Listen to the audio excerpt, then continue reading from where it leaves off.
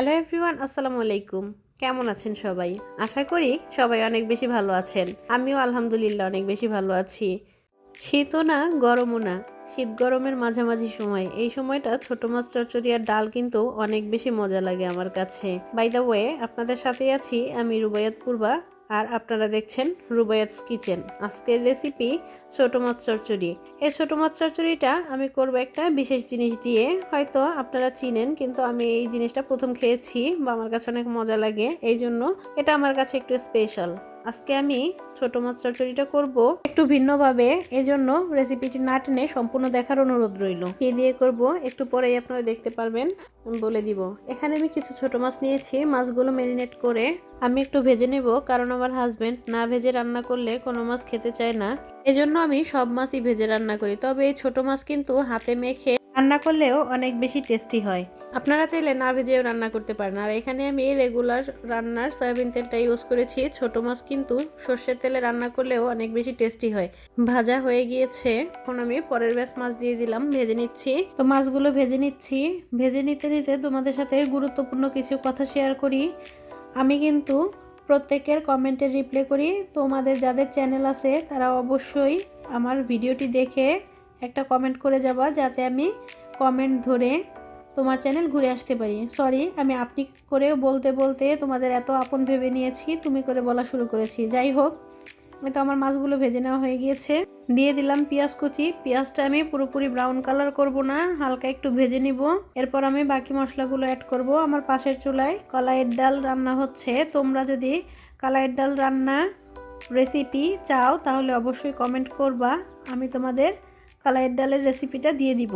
আমি জানি সবাই কলাইয়ের ডাল রান্না করতে পারো, তারপরও রান্না মজা করার জন্য কিছু টিপস অ্যান্ড ট্রিক্স থাকে। যদি সেগুলো দরকার হয় অবশ্যই কমেন্টস করলে আমি রেসিপিটা নেক্সটে দিয়ে দিব।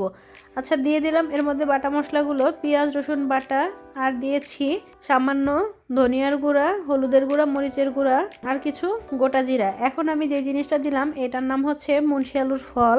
তোমরা কে কে এই মুনশি আলুর ফলটা চেনো বা এটা দিয়ে ছোটো মাছ চচ্চড়ি খেয়েছো আমাকে একটু কমেন্ট করে জানিও।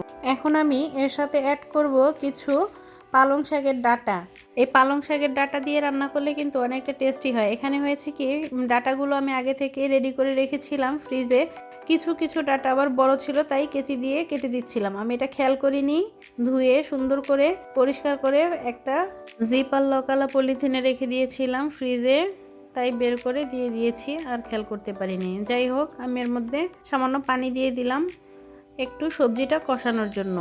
আরও এর সঙ্গে দিয়ে দিব একটা বেগুন। আপনারা যে বেগুনটা দেখলেন এটা হচ্ছে আমার গাছের বেগুন। বেগুনটা একটু পরে অ্যাড করলাম, কারণ বেগুনটা খুবই সফট, আর ওই শক্ত সবজির সাথে দিলে আগেই গলে যাবে, এই জন্য একটু পরে অ্যাড করেছি।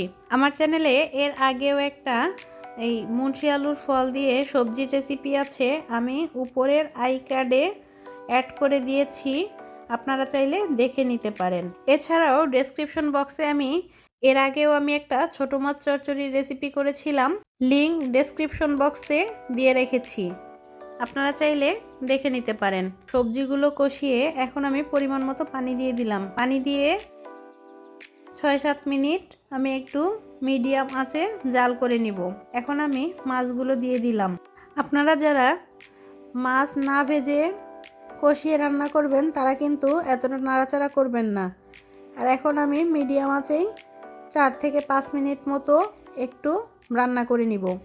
আপনারা যারা আমার ভিডিওতে কমেন্টস করেন বা করবেন, যাদের চ্যানেল আছে তারা প্লিজ একবার কমেন্টস করার পরে যদি আমি 2 থেকে 3 ঘন্টার মধ্যে রেসপন্স না করি, কাইন্ডলি আরেকবার কমেন্টস করবেন। কারণ আমার ছোট বাচ্চা আছে, সব সময় ল্যাপটপ খুলে বসে থাকা পসিবল হয় না, আর ফোনে সব সময় নোটিফিকেশনটা কেন যেন আসছে না, আমি বুঝতে পারি না।